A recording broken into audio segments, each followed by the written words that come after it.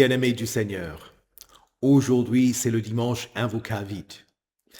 Le thème pour notre culte sera la tentation. Sachant que Jésus a été tenté et il a résisté aux tentations du diable.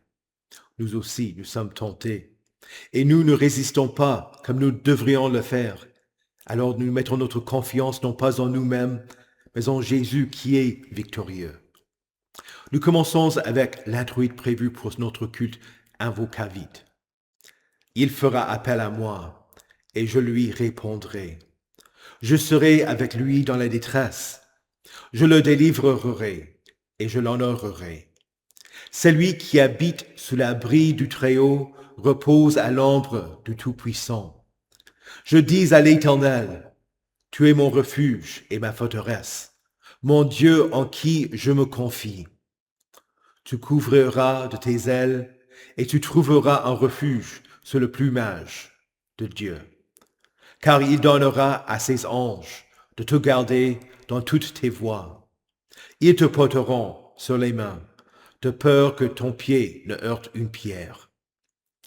Au nom du Père et du Fils et du Saint-Esprit. Amen.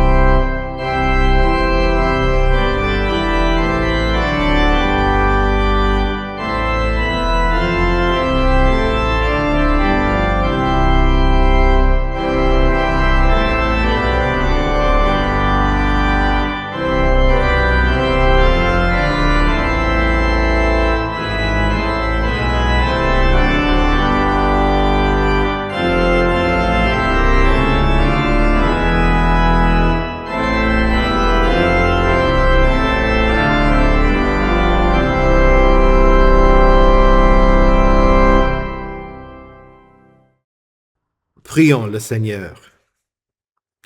Seigneur, nous t'en supplions, accorde à ton peuple la grâce de résister aux tentations du monde, de la chair et du diable, et de te suivre, toi, le seul vrai Dieu, en pureté de cœur et d'esprit. Par Jésus-Christ, ton Fils notre Seigneur, qui vit et règne avec toi et le Saint-Esprit, un seul Dieu, maintenant et pour les siècles des siècles. Amen. La lecture de l'Ancien Testament pour ce dimanche Invocavit se trouve dans le livre de la Genèse au chapitre 2, versets 7 à 9, versets 15 à 17 et au chapitre 3, versets 1 à 7. L'Éternel Dieu façonna l'homme avec la poussière de la terre. Il insuffla un souffle de vie dans ses narines et l'homme devint un être vivant. L'Éternel Dieu planta un jardin en Éden du côté de l'est, et il y mit l'homme qu'il avait façonné. L'Éternel Dieu fit pousser du sol des arbres de toutes sortes, agréables à voir et porteurs de fruits bons à manger. Il fit pousser l'arbre de la vie au milieu du jardin, ainsi que l'arbre de la connaissance du bien et du mal. L'Éternel Dieu prit l'homme et le plaça dans le jardin d'Éden pour qu'il le cultive et le garde. L'Éternel Dieu donna cet ordre à l'homme. Tu pourras manger des fruits de tous les arbres du jardin, mais tu ne mangeras pas le fruit de l'arbre de la connaissance du bien et du mal, car le jour où tu en mangeras, tu mourras, c'est certain. Le serpent était le plus rusé de tous les animaux sauvages que l'Éternel Dieu avait fait. Il dit à la femme, Dieu a-t-il vraiment dit, vous ne mangerez aucun des fruits des arbres du jardin? La femme répondit au serpent, nous mangeons du fruit des arbres du jardin. Cependant, en ce qui concerne le fruit de l'arbre qui est au milieu du jardin, Dieu a dit, vous n'en mangerez pas et vous n'y toucherez pas, sinon vous mourrez. Le serpent dit alors à la femme, vous ne mourrez absolument pas. Mais Dieu sait que, le jour où vous en mangerez, vos yeux s'ouvriront et vous serez comme Dieu. Vous connaîtrez le bien et le mal. La femme vit que l'arbre était porteur de fruits bons à manger, agréables à regarder et précieux pour ouvrir l'intelligence. Elle prit de son fruit et en mangea. Elle en donna aussi à son mari qui était avec elle, et il en mangea. Leurs yeux à tous les deux s'ouvrirent, et ils prirent conscience qu'ils étaient nus. Ils attachèrent des feuilles de figuier ensemble, et s'en firent des ceintures. Ici prend fin la lecture de l'Ancien Testament. L'épître du jour se trouve dans la lettre de Saint Paul aux Romains, au chapitre 5. C'est pourquoi, de même que par un seul homme le péché est entré dans le monde, et par le péché la mort, de même la mort a atteint tous les hommes, parce que tous ont péché. En effet, avant que la loi ne soit donnée, le péché était déjà dans le monde. Or le péché n'est pas pris en compte quand il n'y a pas de loi. Pourtant la mort a régné depuis Adam jusqu'à Moïse, même sur ceux qui n'avaient pas péché par une transgression semblable à celle d'Adam, qui est l'image de celui qui devait venir. Mais il y a une différence entre le don gratuit et la faute. En effet, si beaucoup sont morts par la faute d'un seul, la grâce de Dieu et le don de la grâce, qui vient d'un seul homme, Jésus-Christ, ont bien plus abondamment été déversés sur beaucoup. Et il y a une différence entre ce don et les conséquences du péché d'un seul. En effet, c'est après un seul péché que le jugement a entraîné la condamnation, tandis que le don gratuit entraîne l'acquittement après un grand nombre de fautes. Si par un seul homme, par la faute d'un seul, la mort a régné, ceux qui reçoivent avec abondance la grâce et le don de la justice régneront à bien plus forte raison dans la vie par Jésus-Christ lui seul. Ainsi donc, de même que par une seule faute la condamnation a atteint tous les hommes, de même, par un seul acte d'acquittement, La justification qui donne la vie s'étend à tous les hommes. En effet, tout comme par la désobéissance d'un seul homme, beaucoup ont été rendus pécheurs, beaucoup seront rendus justes par l'obéissance d'un seul. Ici prend fin la lecture de l'Épître. Écoutez enfin avec attention et recueillement l'évangile du jour qui se trouve dans l'évangile selon Matthieu au chapitre 4, les versets 1 à 11. Puis Jésus fut emmené par l'Esprit dans le désert pour être tenté par le diable. Après avoir jeûné 40 jours et 40 nuits, il eut faim. Le tentateur s'approcha et lui dit, « Si tu es le Fils de Dieu, ordonne que ces pierres deviennent des pains. » Jésus répondit, « Il est écrit, l'homme ne vivra pas de pain seulement, mais de toute parole qui sort de la bouche de Dieu. » Le diable le transporta alors dans la ville sainte, le plaça au sommet du temple, et lui dit, « Si tu es le Fils de Dieu, jette-toi en bas. En effet, il est écrit, il donnera des ordres à ses anges à ton sujet, et ils te porteront sur les mains, de peur que ton pied ne heurte une pierre. » Jésus lui dit, « Il est aussi écrit, tu ne provoqueras pas le Seigneur ton Dieu. » Le diable le transporta encore sur une montagne très élevée, lui montra tous les royaumes du monde et leur gloire, et lui dit, « Je te donnerai tout cela, si tu te prosternes pour m'adorer. » Jésus lui dit alors, « Retire-toi, Satan. En effet, il est écrit, c'est le Seigneur ton Dieu que tu adoreras, et c'est lui seul que tu serviras. » Alors le diable le laissa. Et voici que des anges s'approchèrent de Jésus et le servirent. Ici prend fin la lecture de l'Évangile. Heureux ceux qui écoutent la parole de Dieu et qui la gardent. Confessons notre foi. Je crois en Dieu, le Père Tout-Puissant, Créateur du ciel et de la terre. Je crois en Jésus-Christ, son Fils unique, notre Seigneur, qui a été conçu du Saint-Esprit et qui est né de la Vierge Marie. Il a souffert sous Ponce Pilate, il a été crucifié, il est mort, il a été enseveli, il est descendu aux enfers. Le troisième jour, il est ressuscité des morts, il est monté au ciel, il siège à la droite de Dieu, le Père Tout-Puissant, et il viendra de là pour juger les vivants et les morts. Je crois au Saint-Esprit, la Sainte Église universelle, la communion des saints, la rémission des péchés, la résurrection de la chair et la vie éternelle. Amen.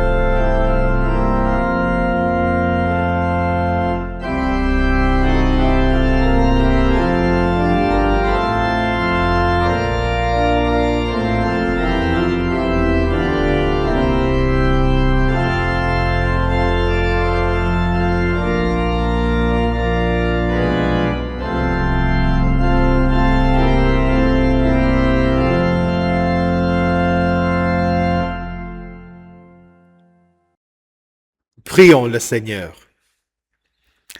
Seigneur Jésus, tu as dit, heureux ceux qui écoutent la parole de Dieu et qui la gardent. Ouvre nos oreilles afin que nous y soyons attentifs et ouvre nos cœurs afin qu'elles portent du fruit dans nos vies. Amen. Le texte qui fera l'objet de notre méditation pour ce premier dimanche du Carême sera la tentation du Christ, telle que nous la lisons dans l'Évangile selon Matthieu au chapitre 4. Jésus venait d'être baptisé. Il entendit la voix de son Père annoncer « Celui-ci est mon Fils bien-aimé qui a toute mon approbation. » Et l'Esprit descendit sur lui sous la forme d'une colombe. Après avoir entendu la voix de Dieu, l'Esprit l'emmena dans le désert pour être tenté par le diable. Ce n'était pas un accident si Jésus s'est retrouvé dans une situation où il allait être mis à l'épreuve. C'était le plan de Dieu. Jésus venait d'entendre la parole du ciel et il fit face à l'enfer, au diable. Jésus s'est permis d'être attaqué, tenté et moqué par l'adversaire. Sans l'approbation de Christ, Satan n'aurait pas pu l'assaillir. Jésus aurait pu chasser le diable en disant un seul mot. Mais celui qui est la vérité supporta le père des mensonges, afin d'être notre substitut, en prenant notre place et en étant victorieux, en renonçant au mal. Adam et Ève crurent les mensonges du diable et chutèrent. Mais la toute première prophétie du Messie annonça qu'il allait écraser la tête du serpent, afin de nous racheter et de nous libérer de la puissance du diable. Christ le vainquit. Cette victoire nous donne la certitude que nous serons revendiqués selon la promesse qui dit que le Dieu de la paix écrasera bientôt Satan sous vos pieds. Jean écrit dans sa première épître, « C'est pour détruire les œuvres du diable que le Fils de Dieu est apparu. » Le récit des tentations au début du ministère de Jésus ne constituait que les premières tentatives. C'était les premiers affrontements d'une guerre contre le diable, pour que tous ses ennemis soient sous ses pieds, pour que Satan soit assujetti au Christ. Adam mangea du fruit de l'arbre de la connaissance du mal et du bien et du mal. Jésus jeûna pendant 40 jours et refusa de transformer les pierres en pain. Adam voulait être comme Dieu. Satan voulait que Jésus doute de son identité en disant « Si tu es le Fils de Dieu ». Satan dit à Adam « Quand tu mangeras de ce fruit, tu seras comme Dieu ». Satan tenta Jésus en lui montrant les royaumes du monde et leur gloire et lui dit « Je te donnerai tout cela si tu te prosternes pour m'adorer. » Jésus leur donna « Retire-toi, Satan. » Jésus dit non. Il dit non quand il ne change pas les pierres en pain. Il déclara que le pain n'était pas la chose la plus importante. Nous voulons des greniers pleins à craquer. Mais l'homme ne vit pas de pain seulement, mais de toute parole qui sort de la bouche de l'Éternel. Jésus dit non. Il ne se lança pas du sommet du temple. Dieu promet, il donnera ordre à ses anges de te garder dans toutes tes voies. Et encore, ils te porteront sur les mains de peur que ton pied ne heurte une pierre. En tant que chrétien, vous devriez croire cette promesse. Mais cela ne vous autorise pas cela ne vous autorise pas à le mettre à l'épreuve, afin de décider par vous-même si Dieu est fidèle ou pas. Jésus dit non. C'est à Dieu seul qu'appartiennent le règne, la puissance et la gloire. Jésus refusa de les partager avec Satan en s'abaissant. Dans le jardin de Gethsémani, Jésus pria, « Père, si tu voulais éloigner de moi cette coupe, toutefois, que ce ne soit pas ma volonté qui me fasse, mais la tienne. » Ces 3 premières tentations n'étaient pas les seules que Jésus subit. Mais comme nous le lisons dans la lettre aux Hébreux, il a été tenté en tout point, comme nous, mais sans commettre de péché. Jésus dit non à Satan. Toute sa vie, il renonça aux tentations. Toute sa vie fut un grand oui à son Père céleste. Voilà l'obéissance active de Christ. Jésus se tournait toujours vers son Père et rien ne changea. Christ est ressuscité et il est victorieux, faisant toujours la volonté de son Père céleste. Pour vous, chers saints, le but de ce récit n'est pas que vous appreniez à lutter contre le diable par vos propres forces. Il ne suffit pas de mémoriser davantage de versets de la Bible pour repousser le malin. La chose la plus importante est d'apprendre que Christ est descendu sur le champ de bataille contre Satan et il a gagné la victoire pour vous, pour votre salut, pour votre liberté. Vous savez que sans Christ, vous n'êtes pas victorieux. Vous avez été tentés et vous avez succombé. Vous avez du mal à croire que Dieu pourvoira à tous vos besoins, surtout si vous n'avez pas autant que vous le souhaitiez.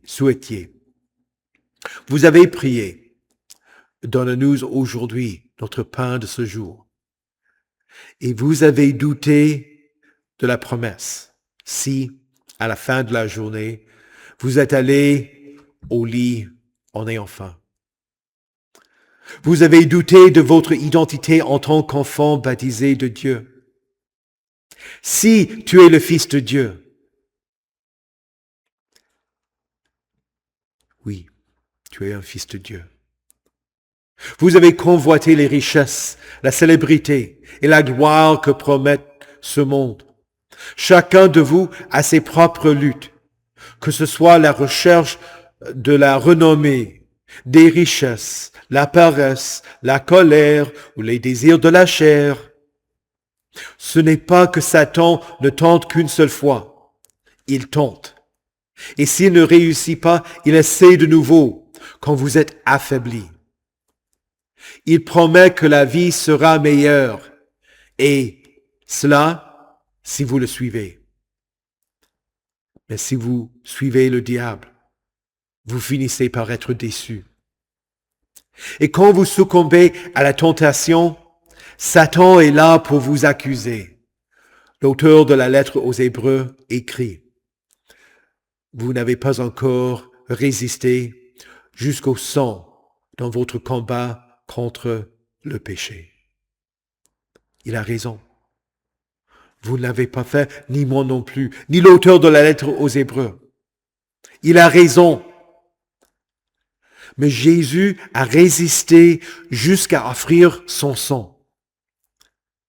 Souvenez-vous que Jésus montra à ses disciples qu'ils devaient aller à Jérusalem, beaucoup souffrir de la part des anciens, des chefs des prêtres et des spécialistes de la loi, être mis à mort et ressusciter le troisième jour. Pierre prit Jésus à part et se mit à le reprendre en disant, « Que Dieu t'en garde, Seigneur, cela ne t'arrivera pas. » Mais Jésus se retourna et dit à Pierre, « Arrière, Satan, tu es un piège pour moi, car tes pensées ne sont pas les pensées de Dieu, mais celles des hommes. » Jésus accomplit ce qu'il avait prophétisé, et il évita le piège de Satan. Jésus est le lion de la tribu de Juda qui a remporté la bataille. Il vous offre ce qu'il a gagné, le pardon, la justice, la vie et le salut. Réjouissez-vous de la victoire qu'offre le Christ. Lorsque ce corps corruptible aura revêtu l'incorruptibilité et que ce corps mortel aura revêtu l'immortalité, alors s'accomplira cette parole de l'Écriture. La mort a été engloutie dans la victoire. Mort, où est ton aiguillon? Enfer, où est ta victoire? L'aiguillon de la mort, c'est le péché, et ce qui donne sa puissance au péché, c'est la loi. Mais que Dieu soit remercié, lui qui nous donne la victoire par notre Seigneur Jésus-Christ. Vous faites bien de vous réjouir de la victoire de Christ. Mais sachez aussi que l'Esprit qui emmena Jésus dans le désert demeure en vous. Quiconque a été victorieux avec Jésus luttera lui aussi avec Christ. Dans l'une des liturgies historiques du baptême, on demande aux nouveaux baptisés de s'opposer au diable, de s'opposer à ses œuvres et de s'opposer à ses séductions. De la même manière que Christ a lutté contre le diable après son baptême, il s'ensuit aussi que le diable fera d'un chrétien baptisé sa cible. Son but sera de vous éloigner de Christ, de vous faire désespérer de votre identité et de vous faire perdre votre foi. Paul écrit dans la lettre aux Éphésiens, « C'est pourquoi prenez toutes les armes de Dieu afin de pouvoir résister dans le mauvais jour et tenir ferme après avoir tout surmonté. Tenez donc ferme. Ayez autour de votre taille la vérité en guise de ceinture. Enfilez la cuirasse de la justice. Mettez comme chaussure à vos pieds le zèle pour annoncer l'évangile de paix. Prenez en toutes circonstances le bouclier de la foi, avec lequel vous pourrez éteindre toutes les flèches enflammées du mal. Faites aussi bon accueil au casque du salut et à l'épée de l'esprit, c'est-à-dire la parole de Dieu. Dans ce texte,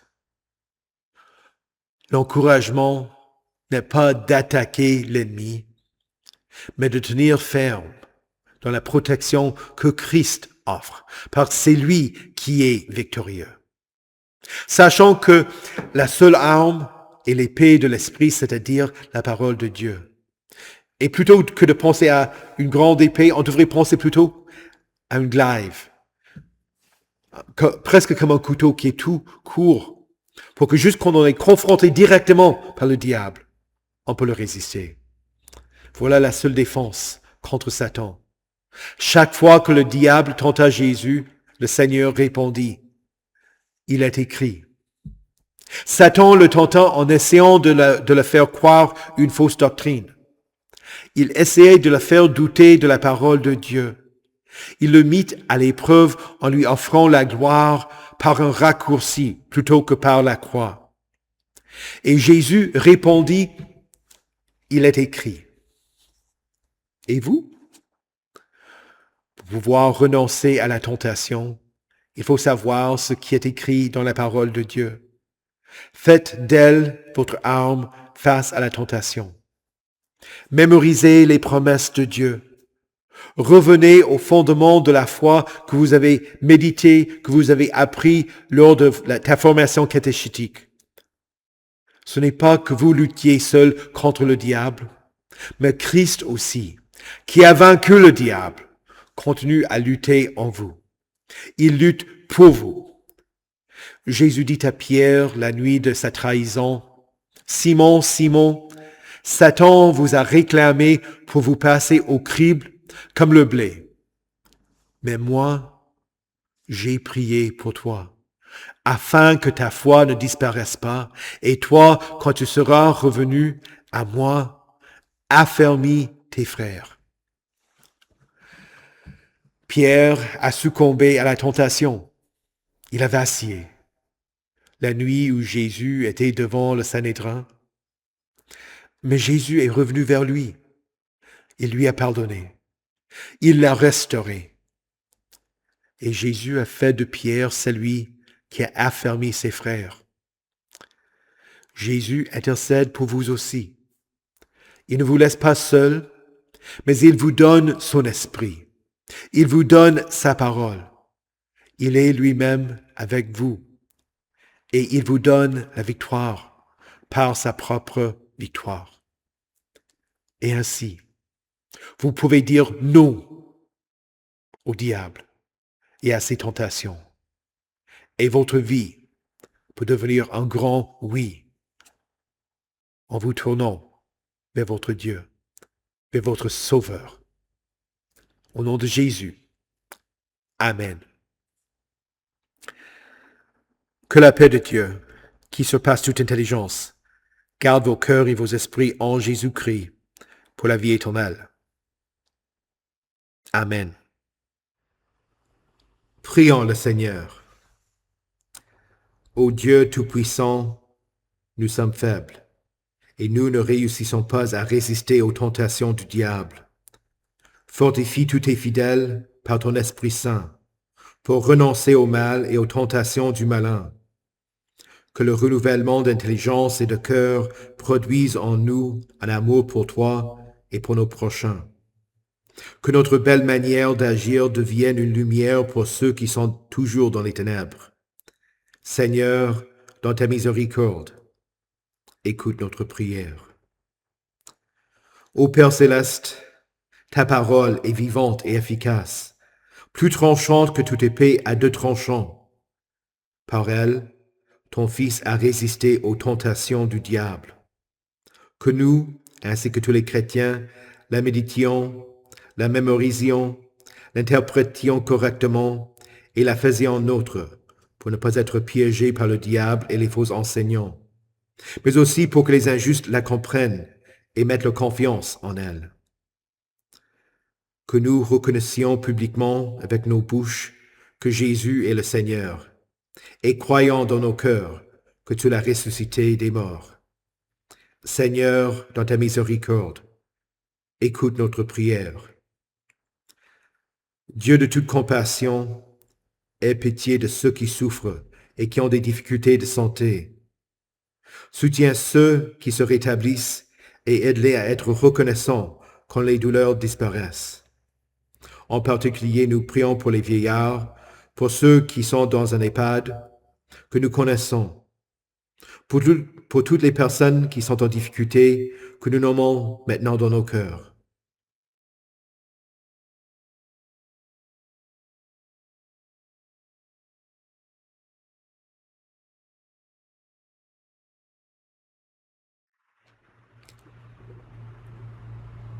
Seigneur, dans ta miséricorde, écoute notre prière. Dieu miséricordieux, tout comme ton peuple s'est réjoui lorsque tu lui donnas un pays où coule le lait et le miel. Nous te sommes reconnaissants pour le nôtre, pour nos familles, pour nos demeures, pour la paix dont nous jouissons, ainsi que pour tout ce qui est nécessaire pour soutenir notre vie. En recevant tous tes dons, aide-nous à être généreux envers les autres. Que nos vies reflètent notre certitude que l'homme ne vivra pas de pain seulement, mais de toute parole de Dieu.